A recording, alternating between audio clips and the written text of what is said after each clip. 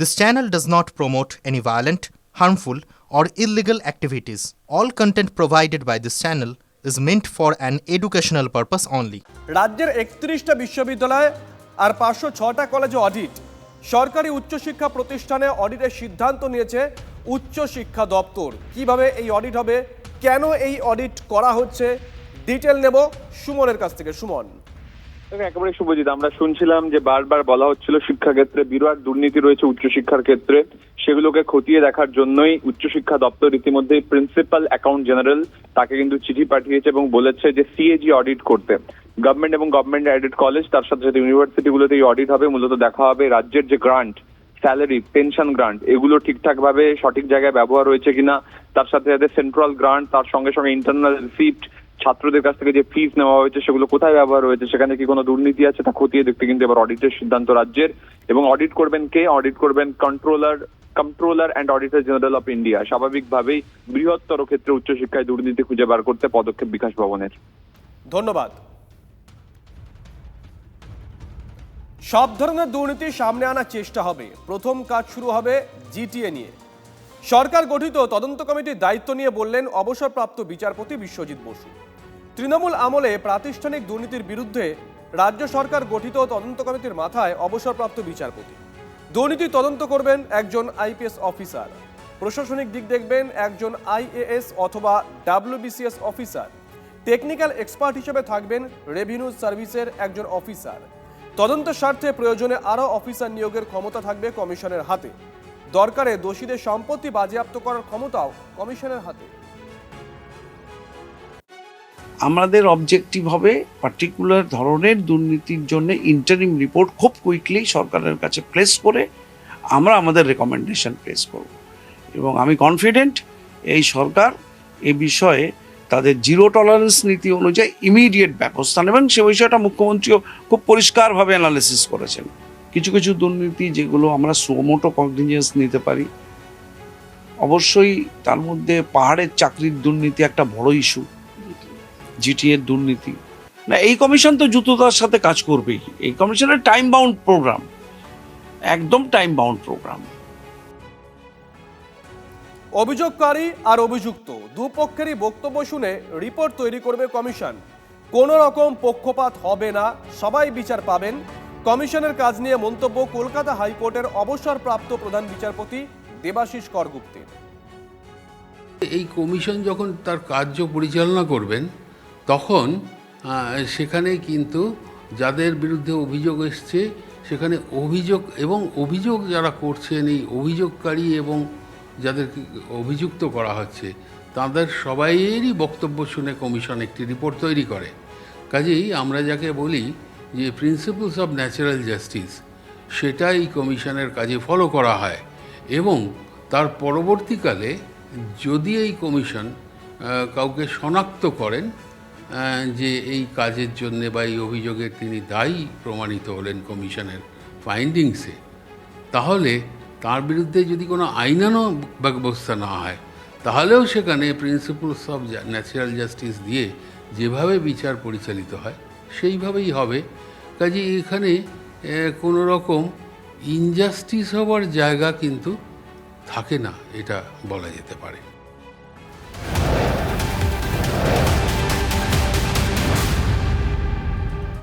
আর এরই মধ্যে যে খবর পাচ্ছি আমরা, এবার আরও বিপাকে ফিরহাদ হাকিমের প্রাক্তন ওএসডি কালীচরণ বন্দ্যোপাধ্যায়। প্ল্যানের অনুমোদনের বিনিময়ে আইফোন চাওয়ার অভিযোগ। দুটো বাড়ি তৈরির প্ল্যান অনুমোদনে 20টি আইফোন চাওয়া হয়, এমনটাই অভিযোগ কালীচরণের বিরুদ্ধে। সুপ্রিয় আমাদের সঙ্গে রয়েছেন, আমাদের সহকর্মী সুপ্রিয়। এই অভিযোগটা কে বা কারা দায়ের করেছেন, কোন থানায় দায়ের হয়েছে, ডিটেল দাও। শুভজিৎ, দেখো, নিউ মার্কেট থানাতে কিছুদিন আগেই একটি অভিযোগ দায়ের হয় এবং সেই অভিযোগ দায়ের হয়েছে কলকাতা পুরসভার প্রাক্তন মেয়র ফিরহাদ হাকিমের আত্মসহায়ক কালীচরণ বন্দ্যোপাধ্যায়ের বিরুদ্ধে। আর এই কালীচরণ বন্দ্যোপাধ্যায় তিনি কিন্তু তারাতলার গোডাউন বিপর্যয়ের পর গ্রেপ্তার হয়েছিলেন এবং সেই গ্রেপ্তারির পর তিনি জেল হেফাজতে ছিলেন এবং সেই জেল হেফাজত থেকে তাকে আজকে এই নিউ মার্কেট থানার মামলাতে ব্যাংশাল আদালতে পেশ করা হয় এবং পেশ করার পর পুলিশের তরফ থেকে হেফাজতে চেয়ে আবেদন জানানো হয় এবং ইতিমধ্যেই এই মামলা তদন্তভার কিন্তু কলকাতা পুলিশের গুন্ডা দমন শাখা তারা নিজেদের হাতে নিয়েছেন এবং আজকে আদালতে পেশ করার পর এই কালীচরণ বন্দ্যোপাধ্যায়কে নিজেদের হেফাজতে নিয়েছে পুলিশ। এবং এই কালীচরণ বন্দ্যোপাধ্যায়ের বিরুদ্ধে যেটা অভিযোগ, মানে যেটা বলা যেতে পারে যে তাতে প্রাক্তন কলকাতা পুরসভার মেয়র ফিরহাদ হাকিমের আত্মসাৎ তিনি যে আরো বেশ খানিকটা বিপক্ষে পড়েছেন তা বলার অপেক্ষা রাখে না। দুটি বাড়ির প্ল্যানের অনুমোদন পাইয়ে দেওয়ার জন্য 20টি আইফোন দাবি করা হয়েছিল, এই মর্মেই কিন্তু কলকাতা পুরসভাতে একটি অভিযোগ দায়ের হয়। সেই অভিযোগের পরিপ্রেক্ষিতে পুলিশ মামলা রুজু করে তদন্ত শুরু করে এবং তদন্তভার কলকাতা পুলিশের গুন্ডা দমন শাখা নেয় এবং সেই তদন্তভার নেওয়ার পর আজকে জেল হেফাজতে যেহেতু তিনি ছিলেন তালাতলার মামলাতে, সেই জায়গা থেকে তাকে আজকে ব্যাংশাল আদালতে পেশ করার পর পুলিশ নিজেদের হেফাজতে চেয়ে আবেদন জানায়। সেই আবেদন মঞ্জুর হয়েছে, পুলিশ নিজেদের হেফাজতে নিয়েছে এবং এই যে দাবি করা হয়েছিল বলে অভিযোগপত্রে উল্লেখ করা হয়েছে সেই দাবির সপক্ষে তিনি অভিযোগ করেছেন তিনি কোনো আইফোন বা কোনো রকম কোনো কিছু দিয়েছিলেন কিনা। বেশ বা বেশ, এই ধন্যবাদ।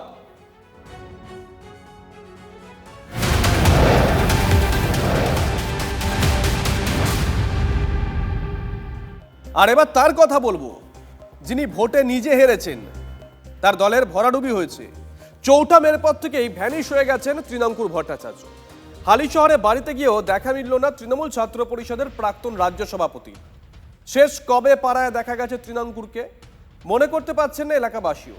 ছেলে এখন বেশিরভাগ সময় কলকাতাতেই থাকে, TV9 বাংলায় বললেন তৃণাঙ্কুরের বাবা। ভট্টাচার্য বাড়ি আছেন? আমরা তাও আর একবার কলিং বেল টিপি, কোনো আওয়াজ নেই। 21শে জুলাই বিরাট ভূমিকা থাকে প্রতিবারই তৃণাঙ্কুর ভট্টাচার্যের, কিন্তু সেই তৃণাঙ্কুর ভট্টাচার্যের এখন দেখা নেই। এবার 21শে জুলাই তৃণাঙ্কুরকে দেখা কি যাবে কি যাবে না, বা কোথায় আছেন তৃণাঙ্কুর কোনো খোঁজ নেই।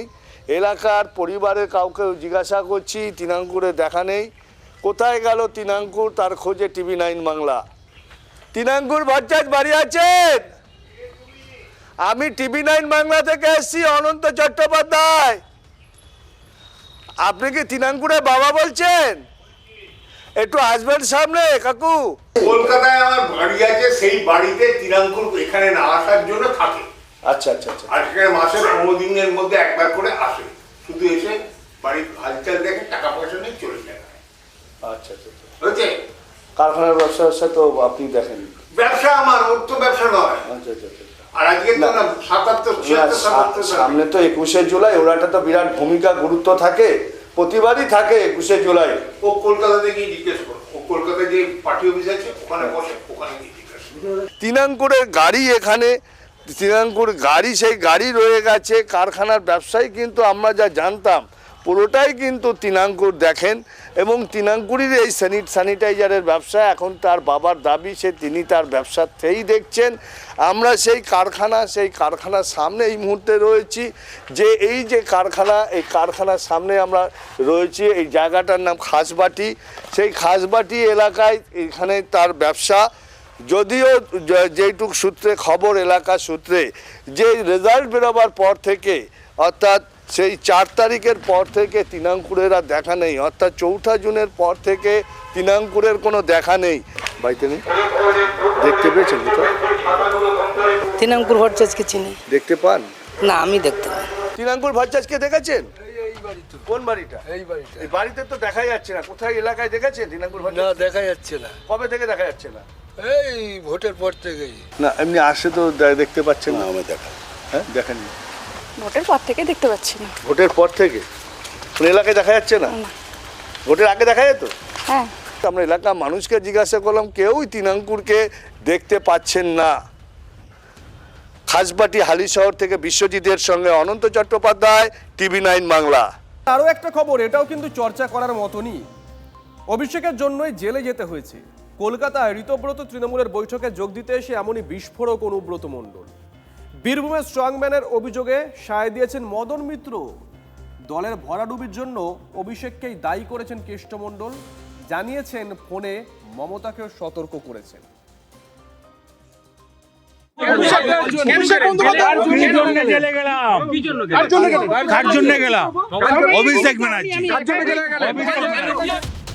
গরু পাচার মামলায় জেল খেটেছেন আগেই। এবার ঋতব্রত তৃণমূলের বৈঠকে যোগ দিতে এসে বোমা ফাটালেন অনুব্রত মণ্ডল। একবার নয়, বারবার।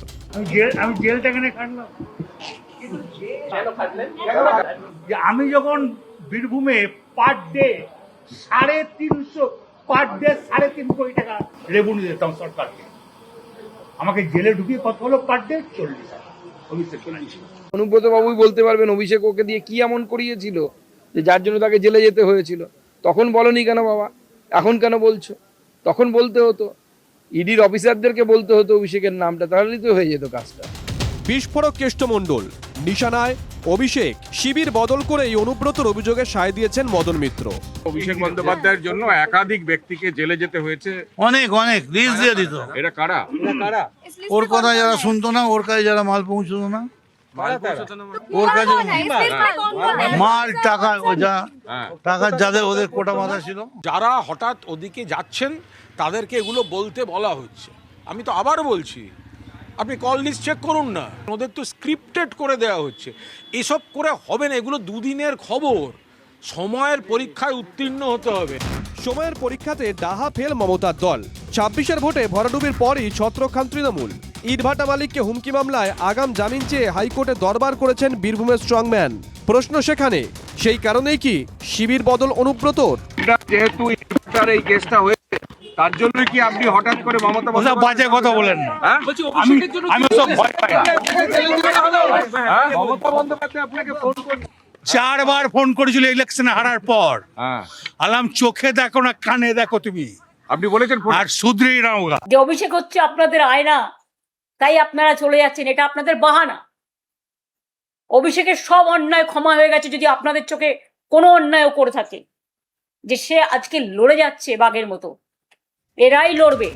বাঘের মতন লড়ছেন অভিষেক। বীরভূমের বাঘকেও জবাবটা দিলেন মমতা বন্দ্যোপাধ্যায়। ওর জন্যই শেষ হলো। তার জন্য শেষ হলো। হ্যাঁ, ওর জন্য। অভিষেক বন্দ্যোপাধ্যায় আজকে মদন মিত্র তিনি চলে গেলেন, কেউ থাকবে না, কেউ থাকবে না। শুনলেন, একসময় অনুব্রত চরাম চরাম গুড় বাতাসা, এই কাটা কাটা শব্দে রাজনীতির আকাশ বাতাস কাঁপত। তখন দলের নেত্রী চুপ করেছিলেন। আর এখন কেষ্টমণ্ডলের বার্তাটাও কালীঘাটে বসে শুনতে হলো Mamata Bandyopadhyay. Bureau report, TV9 Bangla.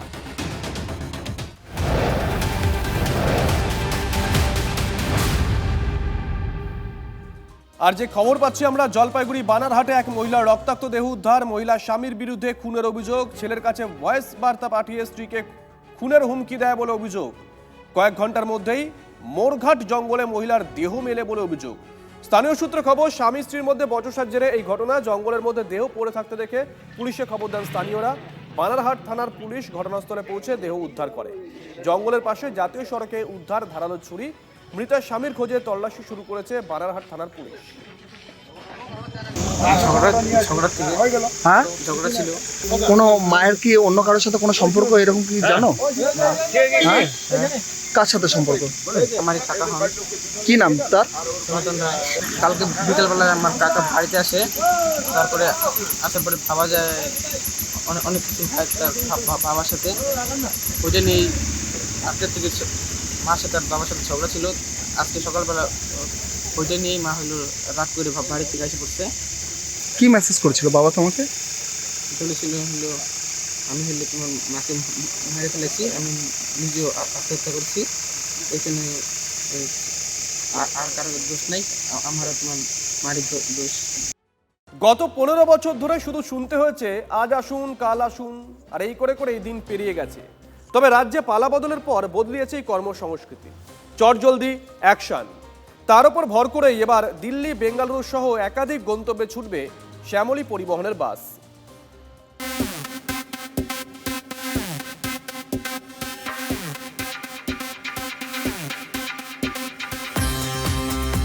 এবার আর শুধু ট্রেন বা প্লেনের ওপর ভরসা করে থাকতে হবে না।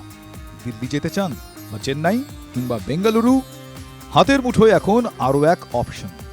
দেশের একাধিক গুরুত্বপূর্ণ শহরে সরাসরি বিলাসবহুল বাস পরিষেবা চালু হয়ে গেল শ্যামলী পরিবহনের হাত ধরে। এর মধ্যে রয়েছে কলকাতা থেকে দিল্লি যাওয়ার বাস, ভাড়া 2,500 থেকে 3,000 টাকা। গন্তব্যে পৌঁছতে প্রায় 17 ঘন্টা সময় লাগবে। কলকাতা বেঙ্গালুরু রুটে বাস ভাড়া 4,500 টাকা। পৌঁছতে সময় লাগবে প্রায় ৩৫ ঘন্টা। বাস পরিষেবা শুরু কলকাতা চেন্নাই রুটেও, এক্ষেত্রে ভাড়া ৪,৭০০ টাকা, পৌঁছতে সময় লাগবে প্রায় ২৪ ঘন্টা। এছাড়াও শুরু কলকাতা পুরী ভলভো স্পেশাল পরিষেবাও, ৮ ঘন্টায় পৌঁছে যাওয়া যাবে পুরী, ভাড়া ১,৫০০ থেকে ২,০০০ টাকা। যাত্রী পরিষেবার ক্ষেত্রে যাতে স্বাচ্ছন্দ্যময় হয়ে ওঠে তার জন্যই শ্যামলী পরিবহন অর্থাৎ বেসরকারি সংগঠন শ্যামলী পরিবহনের তরফে এই 4টি বাস রুট চালু করা হলো। এই সেই বাস, মূলত একাধিক এতে ফেসিলিটি রাখা রয়েছে, যেরকম অন্যান্য বাসের তুলনায় অনেক বেশি আধুনিক কোচ, একই সঙ্গে ওয়াইফাই, পাশাপাশি রয়েছে বায়ো টয়লেট, যেটা যে কোনো বাসের ক্ষেত্রে অত্যন্ত গুরুত্বপূর্ণ। এই সেই বায়ো টয়লেট যে কারণে অনেকটাই আধুনিক বলে দাবি করা হচ্ছে বাস পরিবহনের এই যে সংস্থা রয়েছে তাদের তরফে। উদ্বোধন পর্বে স্বভাবতই উচ্ছ্বসিত বাস সংস্থার কর্তারা, তবে তারা এখনও ভুলতে পারছেন না তৃণমূল জমানার হুমকি এবং অসহযোগিতার সংস্কৃতি। অনেক দিন ধরে, দীর্ঘদিন ধরে আমরা গভর্নমেন্টকে জানিয়েছি, বলেছি, আমরা কোনো সুবিধা পাইনি। আগের যে মন্ত্রী ছিল ওনাকে বারবার রিকোয়েস্ট করেছি। এইগুলো আমাদের যে এখন নতুন মন্ত্রী এসছেন উনি আমাদেরকে ব্যবস্থা করে দিয়েছেন। এইটা পরিবহন দপ্তরের উপর নির্ভর ছিল না। যেগুলো পরিবহন দপ্তর নিজে করতে পেরেছে করেছে, আর যেগুলো ওপর থেকে অর্থাৎ মুখ্যমন্ত্রীর পক্ষ থেকে অনুমোদন ছাড়া করা সম্ভব হয়নি, সেগুলোই করা সম্ভব হয়। আমি তো বলছি কি, বাংলার যারাই ব্যবসা করতে চায়, ট্রান্সপোর্ট ডিপার্টমেন্ট, লেবার ডিপার্টমেন্ট থেকে, আমার তরফ থেকে, আমার মুখ্যমন্ত্রীর তরফ থেকে আমরা সব রকম সহযোগিতা করব। সবাইকে বলছি আসুন সবাই মিলে কাজ করি, বাংলাকে বাঁচাতে হবে। করুণাময়ী বাস টার্মিনাস থেকে পরিষেবা ইতিমধ্যেই শুরু হয়ে গিয়েছে, যা সপ্তাহে 7 দিনই পাওয়া যাবে। স্বাভাবিকভাবেই যাত্রী পরিষেবা এক নতুন দিগন্ত খুলবে এই 4টি নয়া রুটের পরিষেবা। ক্যামেরায় দেবব্রতের সঙ্গে শান্ত ভট্টাচার্য, TV9 বাংলা, সল্টলেক করুণাময়ী বাস ডিপো।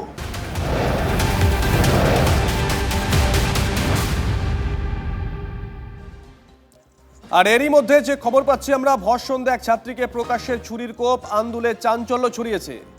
চাঁদনি বাগান এলাকায় 10ম শ্রেণীর ওই ছাত্রীকে কোপ মারে এক যুবক। তড়িঘড়ি পাশের হাসপাতালের নাবালিকাকে নিয়ে যান স্থানীয় বাসিন্দারা। হাসপাতালে মৃত্যু হয়েছে ওই ছাত্রীর। যুবককে হাতে নাতে ধরে ফেলে চলে গণপিটুনি। পরে ডোমজুর থানার পুলিশ গিয়ে গুরুতর আহত ওই যুবককে উদ্ধার করে নিয়ে যায়। কোনো প্রেম ঘটিত বিষয় আছে কিনা তা খতিয়ে দেখছে পুলিশ। চলুন একটা ছবি আপনাদেরকে দেখাই।